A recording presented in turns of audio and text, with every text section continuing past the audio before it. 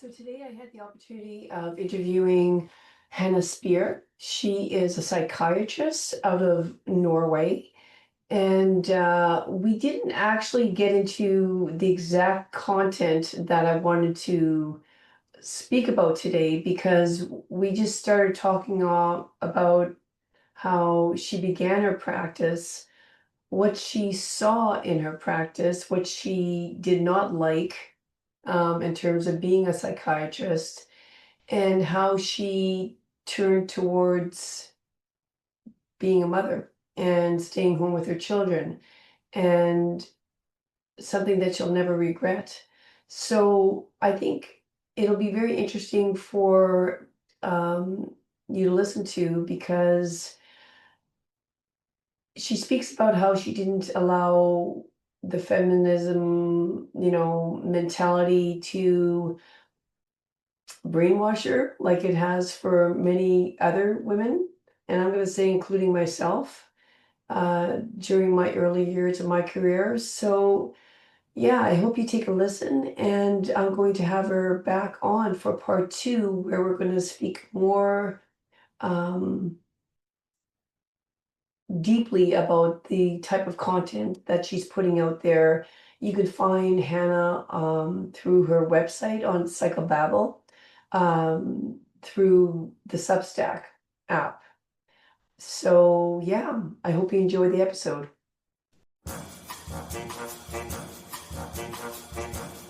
Dishonesty, disrespectful, discrimination, detached, dismissive.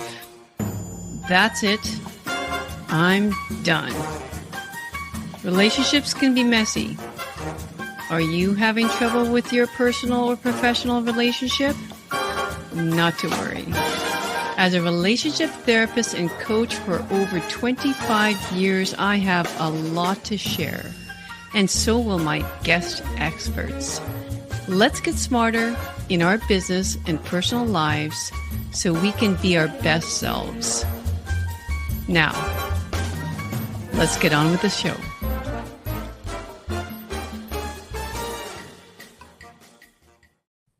Hello, everyone. Welcome back to the Luella Young Show. And as you can hear, I'm still recovering from a little bit of laryngitis, but I'm on my way back to recovery. So today we have Hannah Spier. And Hannah, did I pronounce your last name correctly? Yeah. Okay, perfect. Yes. Okay. Yes. So, you know what? Like how the YouTube just sort of sends you things that you are interested in. Well, all of a sudden, Hannah started appearing on my feed. And I really liked what she was saying. She's a woman of truth, as I try to be in my own practice. And she's a psychiatrist. And I'm going to let Hannah sort of explain how she started off in very traditional, as a very traditional psychiatrist, probably very excited about being in the world of psychiatry, and then maybe started to get a little bit disappointed in terms of how people were being treated, I suspect. So, Hannah, would you like to? Exactly. Yeah. Thank you. Thank you so much for having me on. It's a pleasure to be here. But you're absolutely right. I was so happy to go into psychiatry. Others I mess about with different fields, and I was just after medical school. I went straight into psychiatry and knew that's what I wanted to do, and I believed everything and tried exactly. I was very obedient, Yeah. young, very young. I was 25. Wow. And so I started out in this very difficult sort of forensic ward, so with criminals in Norway, and it was actually a very scary position, come to think of it. But I was just so happy to be there, so I didn't realize that this was actually a very dangerous thing. You'd only realize that later. And so I did my residency and everything, and then in the middle of that, I met my husband and moved down to Switzerland because he's Swiss, and then I learned German so that I could continue working here. So I just continued the psychiatric residency here in Switzerland in German. Okay. And because I'm from Norway. Yeah, no, I'm from Norway, so that's Here I worked in acute, and I would, you have to do all these different things, but I mostly did sort of the outpatient rotation. Most of the time is outpatient clinic, our bread and butter, anxiety and depression, women, female patients, anxiety and depression. So, and then, as I matured, I did see that, hold on, okay, we have waiting lists that nobody can get through so long that, they don't care that much actually what we do, as long as we sort of get through the patients. Yeah. And that's sort of what it seemed to me. And like, hold on, they're not really getting a lot better. And many of the women we see, they don't really have psychological problems. They have, they're in these dead ends, right? The dead ends because of bad choices that they've made. That's sort of what I started seeing, these bad choices. I saw a lot of women in the end of their 30s, single or in relationships that had gone on for too long, and they didn't see eye to eye on anything. She wanted a family life. It was always the same things. I started recognizing these patterns. I was like, hold on, these are not psychological problems. These are the same conversations that I sat and I had over and over again.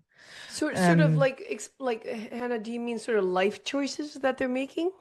Exactly. Life choices that they choose the wrong guy, or the wrong guys. They chose a relationship where they didn't want the same thing, or she, in the beginning, they want the same thing, but then she changes her mind, right? It's the oldest story in the book. She changes her mind after turning 30. She slowly starts wanting a family. He doesn't. Or because I worked in affluent areas, like most of us do as well, where women go for a career, and then they study, and they work and work and work, and then suddenly out of nowhere they want a family. And then they're 30 or 30 something with a boyfriend who doesn't want a family. And then what are you going to do? So that was sort of the situation I found myself in over and over again. And slowly I was like, this isn't what, is this psychiatry even? Is this what I wanted to do? And that was the pattern.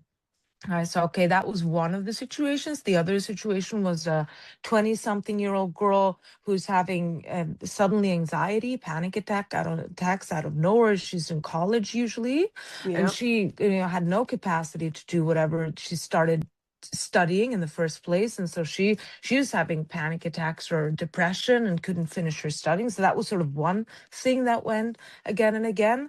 And then I'd see the middle-aged woman who was starting to throw around the word divorce and was miserable, and what have I done with my life and everything. I have all this mental load, and I'm so there was these women in these three stages of life, and I was like, these are not psychological issues, and they weren't getting better. None of the strategies. Can I ask you, at that point, were you providing psychotherapy, or were you mainly treating with medication?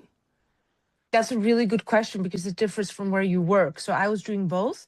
I also did a degree in cognitive behavioral therapy, because in Switzerland, so in some countries, when you're a psychiatrist, you usually are just a psychopharmacologist. You just sort of handing out medications, and you're called to a psychologist or a therapist, and they tell you what the problem is, and you have 5 minutes to decide, is it fluoxetine or serotonin?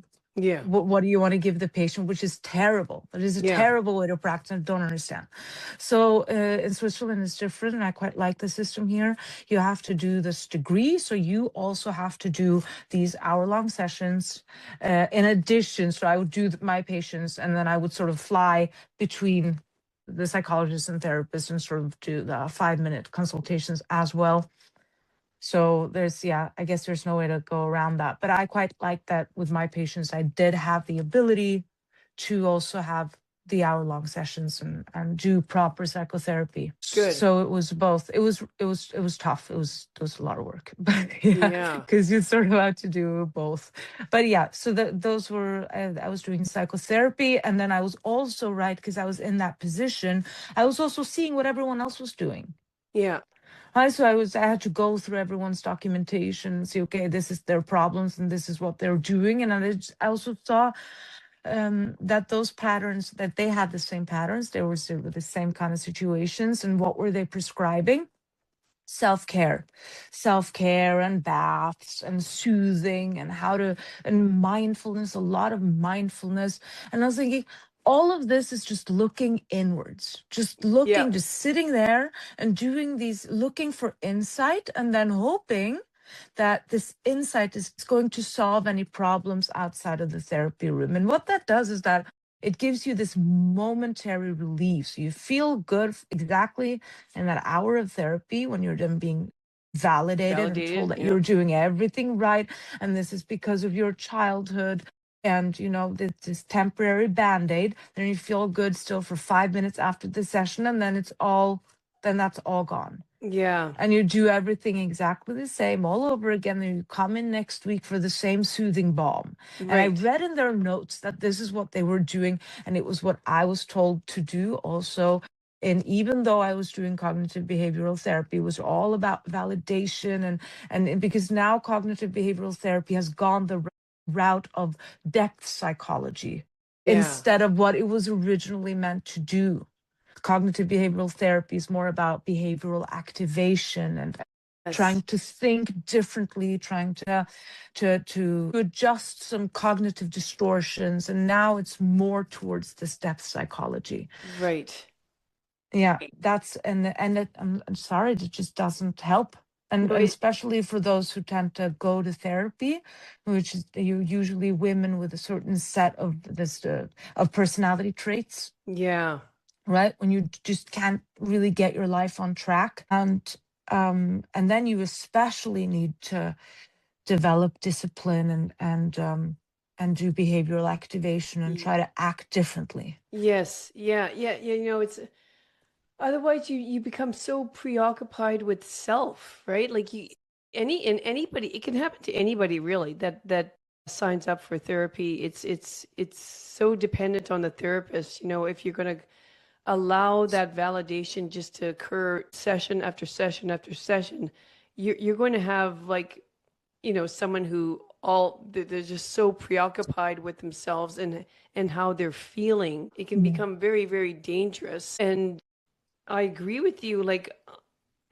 I mean, right now, as a Catholic, we began Lenten season, the 40 days of, whether it's additional prayer or fasting or almsgiving, it's meant to transform you. And I think even a lot of Catholics are thinking, okay, I'll give up chocolate or I'll give up sweets or whatever. And I'm thinking like myself, no, this is not a weight loss program.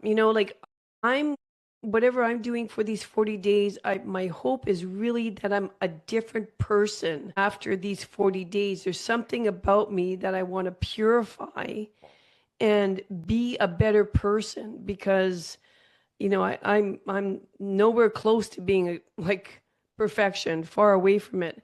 So, I mean, I think that's like almost every therapy session, I almost want to begin by saying, what kind of person do you want to be after we're done together? Like, in other words, like transformation is 100% necessary, right? Yeah, and I think we just differ and how to get there. Because people do go into therapy thinking they're going to transform, but we have because we are so in love with depth psychology, we have really misunderstood how to do that. I'm not saying that depth psychology doesn't have anything, but for these sort of the normal situations that you see where you have depression and anxiety, that is a manifestation of your body telling you that you are doing something wrong, right? You're acting in a way that's not aligned with what should be your goals. And I'm saying should be because a life goal can't just be whatever we want it to be. We have tried that. It has to also be aligned with your instincts, with your biology. And we try that. Women think that we can just sort of think away what we are instinctually want to do. And that is wrong. I Right. see that time and time again. What happens is that expresses itself in anxiety and depression, that's not something that just happens to you. Your body is speaking to you, and Yeah. you are not going to find the way out of that anxiety or depression by sitting for an hour a week tops. That's a lot of therapy if you're doing an hour a week. Yeah, it's a lot. Looking inwards and describing that feeling and asking, when did that feeling first appear? I remember having anxiety also as a child. Of course, anxiety is inherent. Of course, we have all had anxiety as a kid. Yeah. That doesn't mean that this is the same. And that's the mistake we make with the depth psychology. We locate, when did I first remember feeling anxiety? Like, who hasn't felt anxiety ever in their life? Exactly. That Yeah. is a normal threat response. Yeah. Yeah. Yeah, exactly. Yeah. Yeah, I know. It's just sort of, yeah. You know, and also I feel that's like in some way, yeah, you're just normalizing it, right? Like you're just like it, there's nothing wrong with you. And also, I don't know if you do this, Hannah, but like, you know, sometimes I find my clients like always trying to find the source of whatever emotional ache they're feeling, right? Like, I mean, Of like, I mean, course, like but sort that's of a child. natural. We want that. When we have a bleeding wound, that is the first thing we have to do. You have to localize the bleed. Yes, So of right. course we try to figure that out because we think that's the way to solve it. And I Yeah. completely agree, but we're looking in the wrong place. That's what I'm trying to say. We're looking in the wrong place. Okay, so I'm trying to think if we're thinking the same way. Like I'm trying to bring them back to the present and you know, what are we going to do now sort of thing with your behavior, because I just don't want to get them so stuck with, you know, well, I think it happened because of my, you know, grade 5 teacher, or you know, it was, but then again I was also bullied. But then again, you know, my dad was pretty tough on me. But like, I'm just thinking, okay, this is sort of a bit of a waste of time. Like, I'm sure, you know, whatever you're struggling with right now is layered. There's not one true source. Like, I just personally don't like spending a lot of time there in the past. So yeah, I don't know if you feel the same way. Yeah, absolutely. That's why, I try to explain that as in somatic medicine, physical medicine, in psychiatry, we also have to ask, why now? Why did you feel the need to come now? Yeah, So, of course, we are here because of everything that came before. But what we usually find in therapy is that behind one mountain, there's another mountain. yeah, exactly. So, in order for us to localize the bleed right now, let's start with how your life is structured in the moment. And that is a very respectful way so they don't feel dismissed. So they Yeah, don't feel, well, I feel this is important. Yes, of course it is important. But first, and then when people start talking about their lives in the moment, they also realize that, hey, there are a lot of building sites to take care of now before we can start to localize bleeds in the past. So yeah, that I find is a great way to because I have to ask all the questions. Just I think this medical perspective makes it much easier to also stay on track, because I have to know which medications are you taking, are you taking any drugs, are you doing, so all of that needs to be established in the yes, first session. And yeah, that is also a great way to talk about, what does your life look like now? That is just what you need to know. And then they'll start talking about they're not getting any exercise. They'll start talking about their relationships dead end, how they're not really happy at work, how, all I've already mentioned, like what most people then have a problem with. And I'm stuck in my family, and my brother won't talk to me, and my child has autism, and all these things. And I realize these are the issues that is usually, I find, what brings people to therapy. You don't really, I mean, I was sad for that. I was looking forward to dealing with paranoid schizophrenics and manic depressive and bipolars and all of that, but they're few and far between. What you have to deal with is these outpatient clinics with depressed and anxious women. Okay, so you're motoring along and you're seeing these types of patients, and what happens? Like, you're not there right now. You're not Yeah, working. exactly. Yeah. Yeah, so that I found myself in that same situation where my goals weren't aligned with my biology, right? That is how that came to the forefront. So I had my first child, I was 28, and then I was still working in the hospital then. So I was going forward with this plan of I had this idiotic dream or a vision. I wanted to be a head of department by the age of 31. I don't know where that number came from. It was 31 years old, Okay. you know? And it was like I was always on my way there, right? And then, yeah, when I became a mother, I just stopped caring everything. And that was just because I was such an ambitious and I was very successful very early on. And everything that I wanted to do, I managed to do. That was such a stark contrast for me. That everything just like I didn't want to go back to work.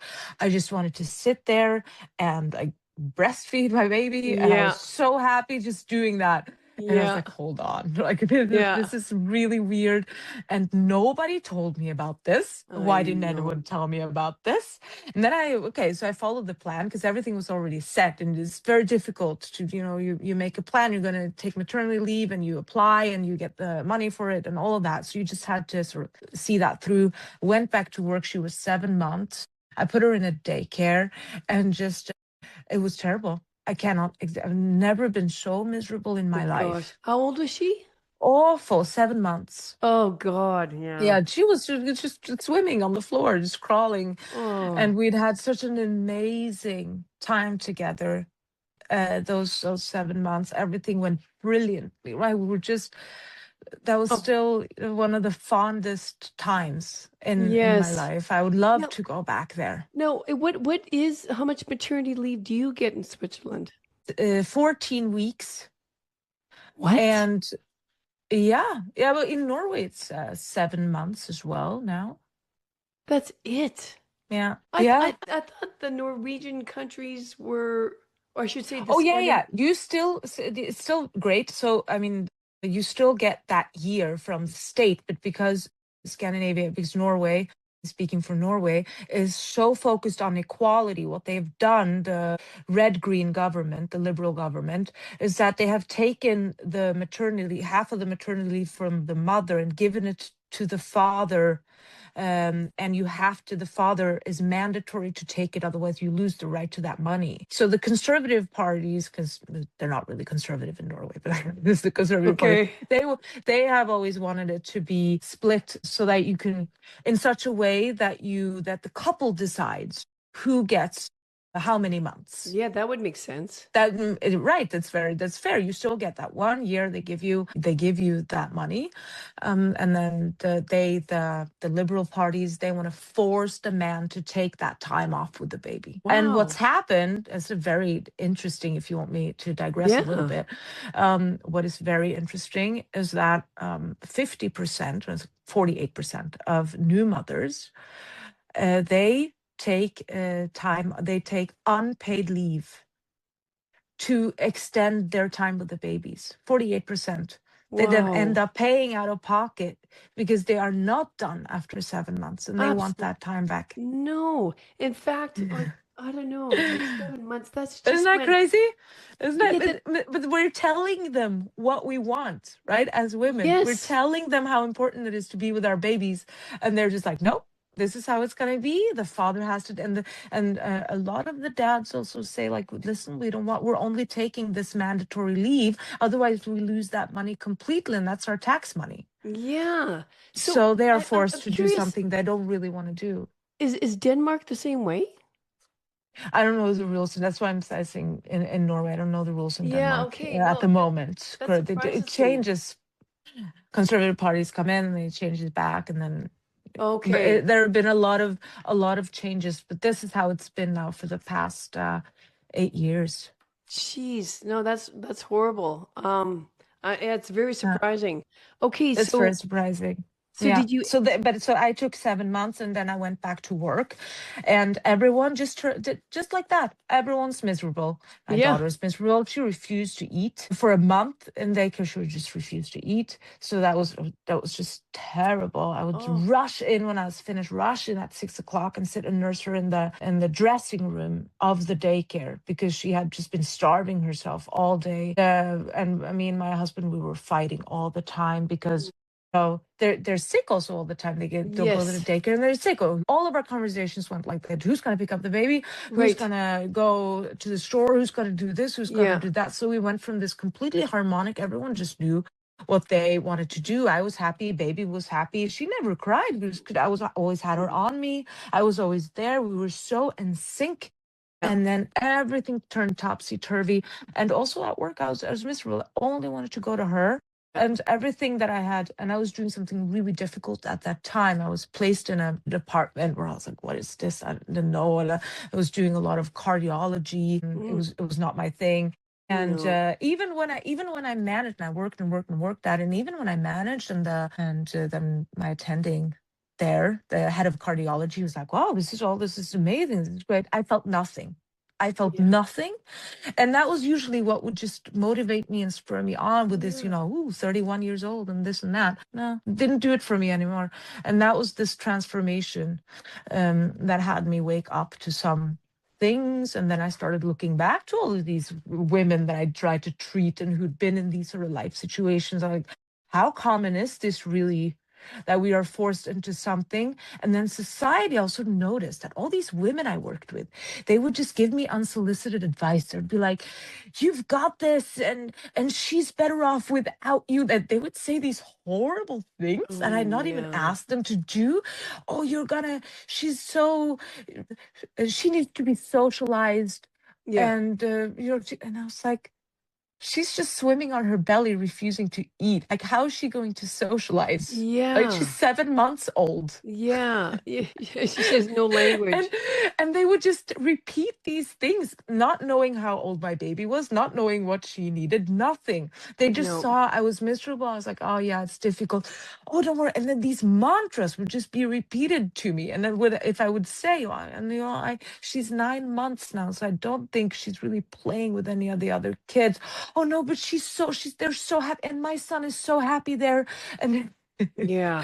it's Yeah. just like there's something going on. And Exactly. yeah, Yeah. yeah. Yeah. They're all playing the role, you know? No, exactly. And Yeah. then after a while of that, I did that for 7 months, and we were all miserable.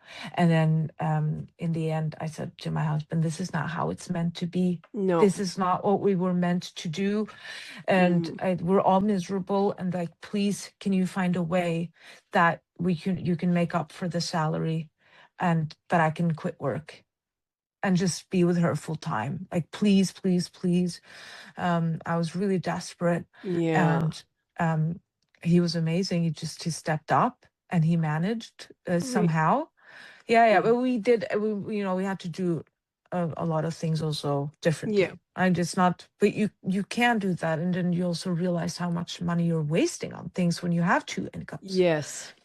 and that you don't actually need to travel in every vacation you have, and so on. Right. So we changed a lot of things, and that completely changed our lives and our attitudes towards each other and our marriage. And my Yes. my my, my child was so happy suddenly. Mm. And then I just was a stay-at-home mother for 2 years completely. And then Wonderful. that frustration, it was amazing. And I'm still a stay-at-home mother, but then I started writing after 2 years, just an article a month while she was sleeping, napping.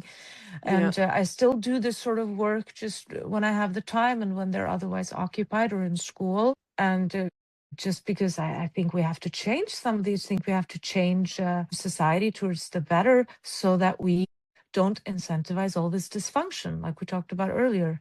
That Right. is Okay. that is exactly what was happening to me. I was incentivized towards a place where I was not functional, where my family wasn't functional, and when my Yes. kid was suffering, my husband was suffering, and they were all encouraging it.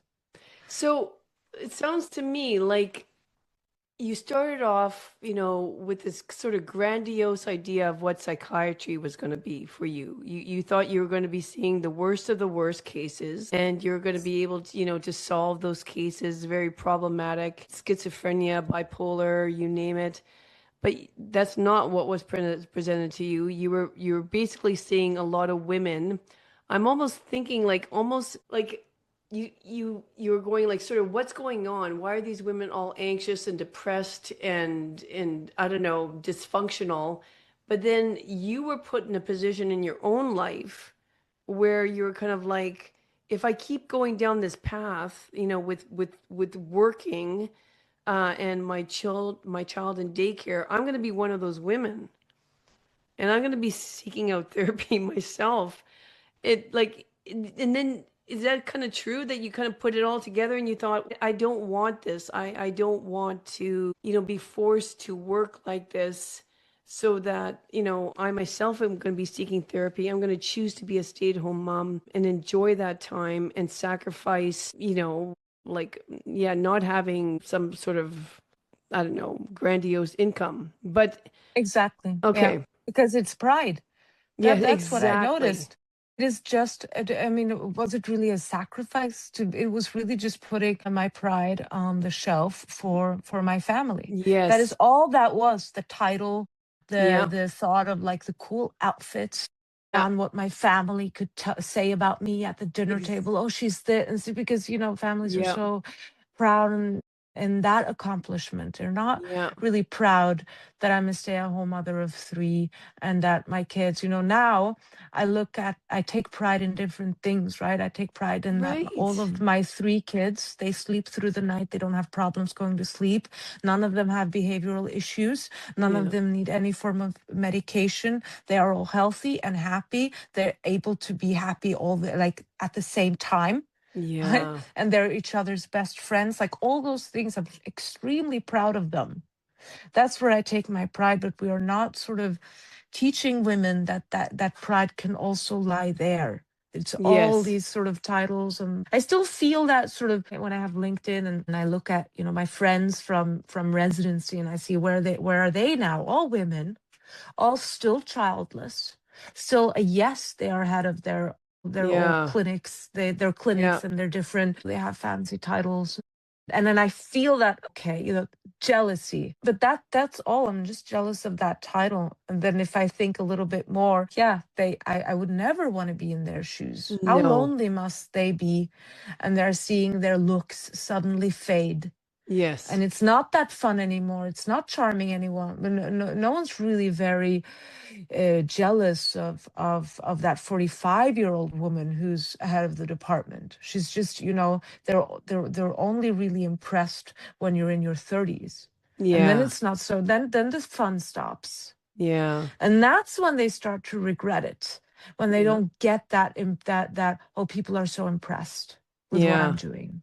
Yeah, but yeah, there's that aspect, and you're right. I'm so glad you brought up pride because it's just we all fight that every single day, to try to be more and more humble. But let's be honest, all of us in our early 20s are, seeking that status sort of thing. And I think, like, yeah, especially women nowadays. But those women now as well, I think are very likely unhappy because yeah, yes, they've missed out on those early formative years of their children, but also I think their relationship with their teenage children are probably not as good as they might have envisioned it to be. Their marriage is not as good as what they might have envisioned it to be, and they have their own inner struggles, right? Like with anxiety, Yeah, depression, feeling overload, burnt there's a lot of out, that. all of And the that. other parents don't have energy, right? So because Yeah. they're usually both working a lot, you have along the way broken much of the attachment. So you don't have that to lean on, which means when you need to reach for your kids, you have to reach further. Yeah. Yeah. So that's very difficult now. And I see people deal with their teenagers. And the best thing you can do for your kids is to keep that marriage happy healthy, keep that a place where you want to be. Yeah. That is, I think, the best thing you can do for your kids, to model, to make the home a place where they want to come back to, and where they always have that safe space when they're out in school and they have that awful social media because they're bullied at school. At least make the home a warm and safe place, and a happy, where they don't have to come home and see you be miserable and fight and all of that. Exactly. So, what was I going to ask you? So, like in your husband, did you ever feel like, why is it that I need to step down from, because let's face it, that's not a hard thing for you to obtain, like a psychiatry degree. Like, I mean, that's quite like an accomplishment. Did you ever feel like, okay, I fought this hard to get this degree, and my husband worked really hard to get whatever educational Yeah. accomplishment. Yeah. Why is it that I need to step back from all that hard work and not him? Yeah, that would have been a struggle, and I also had a fight with my feminist attitudes, right? That's why I call myself the anti-feminist psychiatrist, because before I gave birth, so when I was pregnant, I didn't have that experience yet. We had a fight, and that was exactly what you said now. Why do I have to pause my career? Right. And why can't you? All of those accusations that I'm sure everyone, have Yeah. felt, everything. And he has an amazing career. He has a PhD in chemical engineering, and he's now a data scientist, and like, he's very impressive. Um, and he had the opposite. It's very funny. He had the opposite reaction when he became a father. Suddenly, it was like, he was wearing a jetpack, and his career just took off. Suddenly, he was like providing, and he was working like crazy for us. It was the opposite reactions. Very interesting. But Yeah. yeah, I then when I had this transformation, I started listening a lot to Janice Fiamengo. I started reading all these things and looking into, why did I think these things, and why wasn't I prepared, and why all these questions. This is wrong. Everything is wrong, and why? How did I get to this place? And so then I looked into feminism, and I realized that I'm just been indoctrinated to think, why me? And overemphasize my contributions and my needs and desires. And if I switch it and I think, hold on, I get to have this connection with my baby that he envies. He has to go out every day and work hard. Still, he couldn't just choose. I asked for this from him, and he made it possible because he's a man, and he's giving, and I I get to make this home and be here all the time, and the kids respond to me in a different way. I get that. Yeah. So that's a different way you can, and I see that with female clients and with my friends, that they very easily turn into this sort of victim, and and they're resentful. And that is what feminism is. It's an ideology of resentment. Exactly. It always was hating men for what they get to do, and only seeing yourself sacrificing this, and people are taking from me, and men are taking from me. There's always someone to blame. Always either men or society to blame. Yeah. Yeah. And No, that causes, again, a lot of dysfunction. That this feminism is incentivizing female dysfunction. so just sort of by chance you happen to follow, across these like good writers, and you sort of saved yourself in that sense. Like, a lot of women didn't, but like, so you must feel very fortunate to have found that the right literature, and to, sort of wake up and see that, oh, wait a minute, this is not what I want. It might seem anti-cultural, but I'm not diving into this pool. Yeah. Yeah, that was fortunate. But it's like the algorithm saved Yeah. me. Yeah. It was because I was sitting there breastfeeding, and I was on YouTube, and I Yeah. started listening to lectures, started listening to I can't even remember, it was everything from Peter Boghossian to Janice Fiamengo, all these things that I'd never encountered before. And then, it was down the rabbit hole Yeah. of anti-culture. But that explained this. Then slowly, I aligned with with better goals that Yeah. were more true to what I needed biologically and instinctually, and not just me, what my child needed, and what, because once you're in that family unit, you should work for that family unit always. Yes. It's not you anymore. Yeah. Yeah. And that is Yeah. also the mistake. We've talked about that before. This, you can't keep your own identity on the side and sort of take refuge in that whenever you want. Right. And that's why it has to be, the whole family unit has to be satisfied with what everyone chooses. Yeah. Yeah. Yeah. It's really sad. It's sort of like somehow down the years, we've sort of equated stay-at-home mom with like Laziness, laziness and not no intelligence. ambition. Yeah, Yeah, no, yeah. yeah. Like especially the like not intelligent person, like you had no other choice but to be a stay-at-home mom because, Yeah. it's And that's because it was sold this way, right? Feminists were always brilliant at marketing. yeah. And it was sold that way, that you can do so much better. You can achieve so much if they weren't holding you back. What dribble? And I think that's what people are always so. They told me terrible things. Well, terrible things, like such a waste, Yeah. of an education on you. Like, people really close to me told me Wow. horrible things. Some people cut contact with me completely for months because they were so just horrified by this Yeah. choice. A lot of Norwegians, because in Norway, it's sort of the feminist utopia, right? We're all very Really? egalitarian, and that was just like, you're gonna quit work, and what is this? What are these terrible values that you've got? Gosh. I Wow. mean, can you imagine? No. So I Wow. just had to build up a different community, Yeah. and just completely change scenes where people were more supportive. Yeah. And but I was alone a lot because I live in Zurich, and everyone here they're in the double income trap. And then as a stay-at-home mom, you're all alone all the time.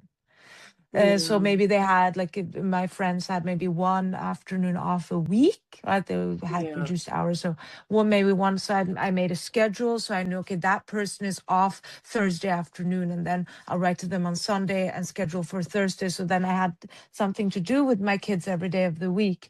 But I Yeah. had to be so structured because I was all alone in this choice, Yeah. and just go to the playground and just wait. Oh my gosh. Yeah. Jeez. So yeah, just see who showed up. And a lot, I know people's nannies, and then because everyone Oh, yeah, has yeah, yeah. nannies. So I'm outside of the school waiting for my kids, and I'm Yeah. like, it's me and the nannies. Nannies. Oh my Just- gosh. Okay. yeah, they're all 20 years old, and there am Well, I. I'm gonna put on my therapist hat and Oh, ask, please. yeah, and ask you, what was your mom like? What was your family Yeah. like? Yeah, I know she was a working mom. I was a latchkey kid from first grade. So she was a primary school teacher. Yeah, so she was very, so that, that boomer generation, Yeah. where it was and Norway was very early with everyone had daycare from 1 year.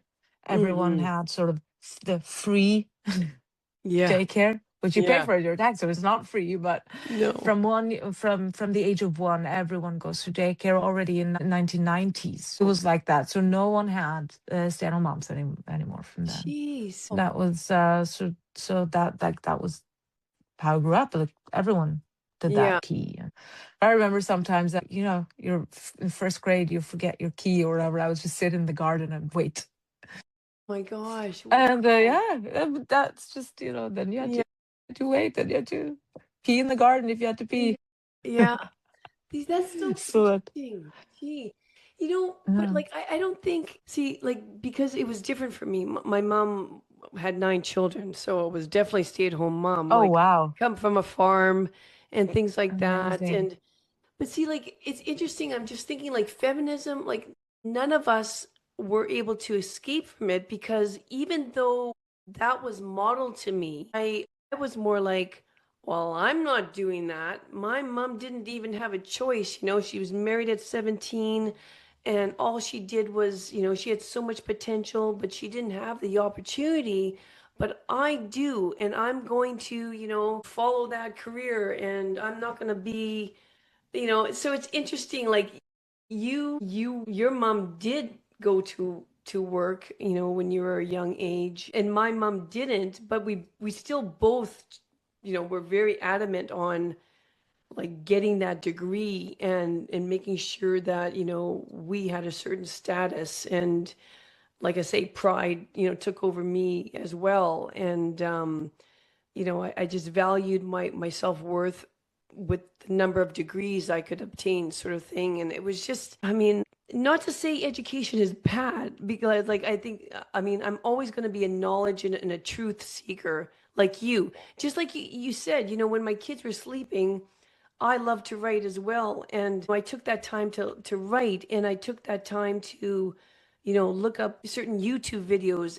Like, you're always seeking and always expressing your knowledge, which, is very healthy. But, like, I think I and you both know now that you can do that while being a mom. And, like, kudos for you for escaping that deathly spiral.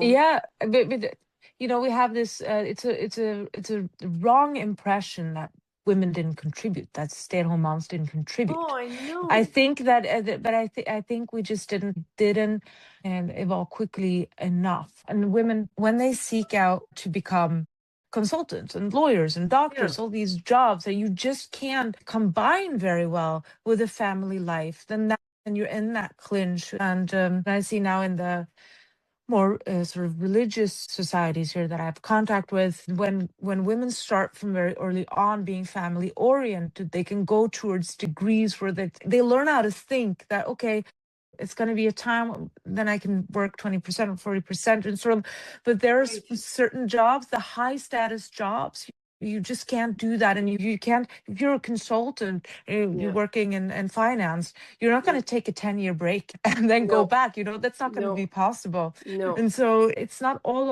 or nothing. And Right. maybe I would have done a different structure if I hadn't been a doctor. And that's not society's fault. And they'll say, oh, but society should be structured differently so that you could do both. Like, it's always society's fault that you Right. can't have it all. Yeah. Right? That's, you've heard all this as Oh, for well. sure. And Yeah. it's just like, no. And it used to be the home economic project where you would sell your jams, and you would go and you'd make whatever product you could, and you would Yeah. try to sell it, or you would all work on the farm, or you would all do like, that was what Yeah. most people did. Yeah. And feminists were just the very privileged, and they were just very jealous of the men in their social class. Yeah. That's how this all started. They weren't concerned with average women or average men.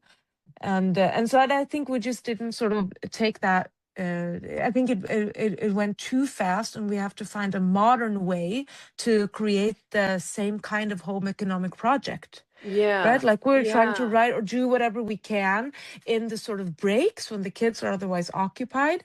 Yeah. And then, but of course, that's going to be difficult if you're choosing the high status jobs. Yeah. You use the word home economics there. Like, that used to be, I know when I went to university in from 1986 to 1990, my undergrad, that used to be a department. It was called home economics. And now it's totally eradicated. Who needs to cook, so whatever. Like, I mean, I get it. We don't have to go back to that exactly, but I mean, like you said, maybe for those women who want some sort of hybrid where, in the early part of their career, you're working at 20% career and 80% home, as a mother, and then, slowly evolve that as the children grow older. I mean, yeah, there should be university Yeah. departments, focus on that. So in that way, very supportive to those women, but what, it's kind of funny. Like, this is not how I thought the episode would go. I have a lot of questions to ask you, much more specific about the content that you're putting out there. And maybe we can do that on another episode. But just to sort of give the viewers who want to tune into part two, um, what do you like? There's so many different areas right now that you see feminism has put out their tentacles like towards, whether that's targeting, I don't know, women's, like I say, the narcissism, and all the cluster B personality disorders that have evolved for women. That, along with gender equality in the workplace, and things like that. Like, what areas do you love talking about? Is like, I love talking about borderline. I'm working now on a series on my YouTube and my podcast also on Substack. It's the same on borderline, where I really go from A to Z and going into how we got there. We all see it around us, the increase in borderline, which is a part of cluster B. So cluster B is borderline, antisocial, and narcissism and histrionicism. And it's I think the most correct is to call it cluster B, because they're all personality traits, and you usually have some of each. Borderline are also always, they have some narcissistic traits, but the borderline woman is the one who has these psychotic breaks, this rage, these outbursts, because it used to be called borderline psychotic. So they have this, and we've all seen them. Those are the women in the demonstrations, the women on the campuses who are screaming. And I think we have to start recognizing it for what it is. And I'm trying to raise awareness and that, because there are so many victims. And I think that there are an equal number of victims of borderline behavior than there are victims of antisocial, the sociopath. And it's the male version of borderline, is the antisocial male, but they are very frequently incarcerated, right? And they're prosecuted because they tend towards physical violence.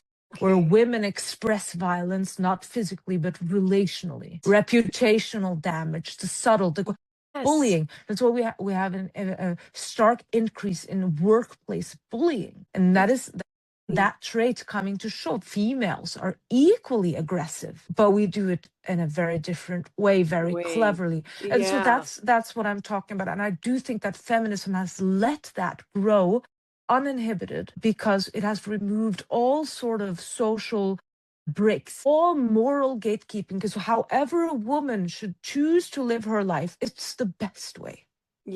No, you're not allowed to judge. And what do we have to curb, to tame these traits? That is the only thing we have. It is us saying, like, just to give you one example before we round off. Right, I'm in a religious environment here, and where we do care about social norms still. In religious environments, you still have an element of that. It is much worse in the where it's at least a little bit better. And we have such a woman in our, and she is now shunned. She showed her traits. She backtalked, gossiped, she flirted with our husbands. She showed these sort of seductive traits for personal gain. They stopped getting invited. That is how we deal with it. That's how we used to deal with it. Women came together and they said, not like this. That is how women have to stand up and say, this is to tame this behavior. Men can't do it. No. And they often don't have the social ability, right? Women. So you have a son. Who is the best at knowing to screen the girlfriend he brings home for this type of behavior? It's the mother and the sister. Because we know what is an appropriate emotional response. Men don't know that. They're sort of they're stopped by their own biology. They have this protective Yeah. instinct. So they're always told, what do they tell? They tell first dates, they disclose a trauma. So they have that shared experience, and the Yeah. man thinks, oh, we're bonding. Oh No. God. She Oh. tells him about an abusive ex-boyfriend, an alcoholic father, or a neglectful full mother. It's one of those three. You're so right, and I gotta run, but like I'll just let you know that I watched a few of your videos, and I'll link them below so people can know, like, if they can look at them, and if they like the content, then when I get you back on, we'll be talking specifically about those videos. But like, I sent one of the videos to my 22, 23-year-old client who was dealing with a cluster B personality disordered ex-girlfriend that broke up with him. And he looked at me, he said, "Oh my God," he goes, "Luella, what I went through." Exactly. And he shared it with his friends, because he said, like, they're all kind of all dealing with the same thing. Like, he has a group of 4 or 5 guys that about 3 of them are dealing with, the women that have just suddenly broken up with them, and they're all over the place. And so yeah, we got to protect those young men. That exactly. So yeah, let's talk about that next time. And Yeah. if you come over to Psychobabble, Yeah, exactly. and see how it is. Yeah. See the truth for what it is. Okay. Thank you so much for having me on. You're It very was great talking to you as usual. welcome. We'll do part 2 soon. Okay. Hey. Bye. Have a nice day. Thanks for tuning in to this episode. Remember that you can watch the full episode on YouTube, where I plan to hang out the most. Your feedback and suggestions for future guests are incredibly valuable to me, so please don't hesitate to post a comment. You are an integral part of this journey.